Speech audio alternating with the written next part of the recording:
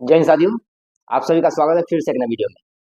उम्मीद करते हैं कि आप लोग बहुत अच्छे होंगे। तो आज के वीडियो में हम बात करेंगे एसएससी सीपीओ सब इंस्पेक्टर के बारे में, जो कि ऑफिशियल नोटिस जारी हो चुका है। और आप लोग को हम समझाएंगे कि एसएससी सीपीओ में कौन कौन से पोस्ट हैं और कौन से अभ्यर्थी जो है वो अप्लाई कर सकते हैं। तो चलिए हम समझते हैं।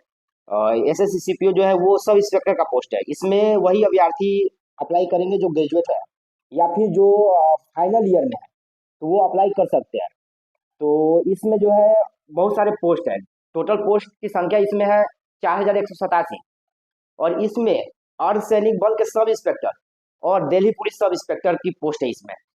जैसे एसएससी जीडी की जो पोस्ट होती है ना, जैसे उसमें होता है सीआईएसएफ, होता है आईटीबीपी, होता है बीएसएफ, होता है सीआरपीएफ, होता है वही सेम इसमें भी है। बस फर्क इतना है कि ये जो पोस्ट है वो सब इंस्पेक्टर के लिए है।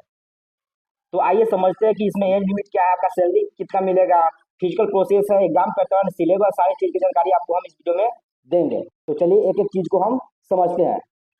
और इसका फॉर्म जो है 4 मार्च 2024 से अप्लाई होना शुरू हो गया है और लास्ट डेट 28 मार्च 2024 तक है। और पेमेंट करने का लास्ट डेट 29 मार्च 2024 तक है। अगर फॉर्म अप्लाई करने में आपका गलती हो जाता है, किसी प्रकार का त्रुटि हो जाता है, तो उसके लिए करेक्शन डेट भी दिया गया है 2 दिन का, 30 मार्च और 31 मार्च को। चलिए अब बात करते हैं एज लिमिट के बारे में कि कौन से अभ्यर्थी अप्लाई कर सकते हैं। जैसे आपका डेट ऑफ बर्थ क्या चाहिए इस फॉर्म को अप्लाई करने के लिए। सबसे पहले आपका बैचलर डिग्री होना चाहिए। और जो स्टूडेंट अपियरिंग में है, फाइनल ईयर में है, वो भी अप्लाई कर सकते हैं, लेकिन उनके लिए एक शर्त है कि 1 अगस्त 2024 तक आपका बैचलर डिग्री हो जाना चाहिए। 1 अगस्त 2024 तक आपका ग्रेजुएशन कंप्लीट हो जाना चाहिए, डिग्री मिल जाना चाहिए। तो आप बिल्कुल इस फॉर्म को अप्लाई कर सकते हो। तो अब बात करते हैं कि डेट ऑफ बर्थ क्या चाहिए इस फॉर्म को अप्लाई करने के लिए। तो आप लोग इस बात को ध्यान से समझिएगा।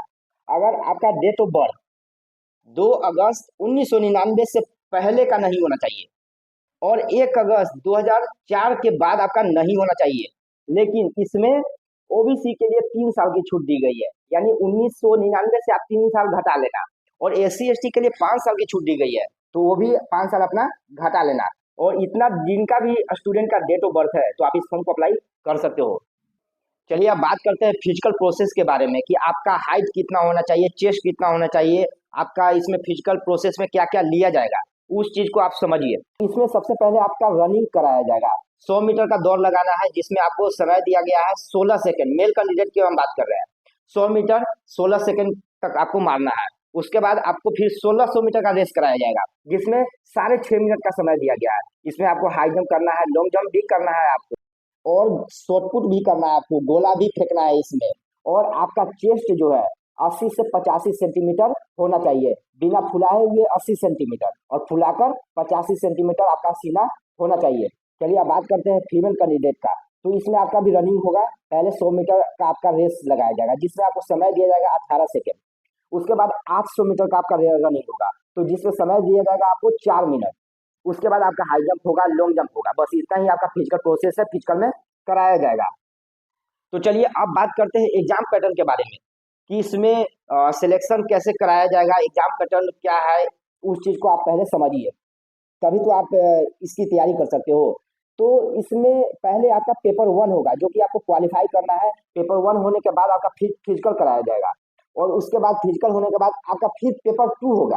पेपर 2 होने के बाद आपका फिर मेडिकल होगा। उसके बाद आपका ज्वाइनिंग की प्रक्रिया चलेगा। चलिए अब बात करते हैं कि पेपर 1 में आपको क्या क्या पूछा जाएगा, कितने प्रश्न रहेंगे, कौन कौन विषय से प्रश्न आएंगे, वो पहले आप जान लो। तो पेपर 1 में आपका 50 प्रश्न रीजनिंग से रहेगा, 50 प्रश्न जीएस से रहेगा, मैथ्स से रहेगा 50 प्रश्न, इंग्लिश कॉम्प्रिहेंशन से 50 प्रश्न रहेंगे। यानी टोटल 200 प्रश्न पूछे जाएंगे, 200 नंबर का, जिसमें आपको समय दिया जाएगा 120 मिनट। और इसमें निगेटिव मार्किंग भी है, 0.25 का निगेटिव मार्किंग भी है। तो अब बात करते हैं पेपर 2 के लिए। तो पेपर 2 में आपका इंग्लिश लैंग्वेज और कॉम्प्रिहेंशन से आपको 200 प्रश्न पूछे जाएंगे, 200 नंबर का। इसमें भी आपको 120 मिनट का समय दिया जाएगा।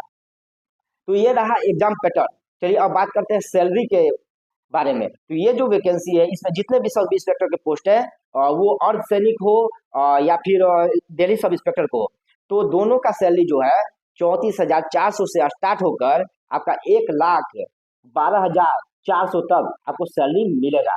तो ये इतना कुछ था जानकारी जो हम आप लोग को बता दिए। अगर इसके अलावा कोई भी डाउट या कोई भी समस्या हो जो समझ में आपको नहीं आ रहा हो तो आप कमेंट कर देना, ठीक है। और हाँ, इस वैकेंसी के लिए दिल्ली पुलिस एसआई के लिए आपका डीएल होना चाहिए, ड्राइविंग लाइसेंस भी होना चाहिए, इसलिए आप अप्लाई कर दो, बनवा लो, वहां पे मांगा जाएगा आपका डीएल। तो इतना कुछ जानकारी था साथियों जो हम आप लोग को बता दिए। अगर इसके अलावा कोई भी समस्या कोई भी डाउट है जो समझ में नहीं आया वो आप लोग कमेंट करके पूछ सकते हो। तो ठीक है साथियों, जय हिंद।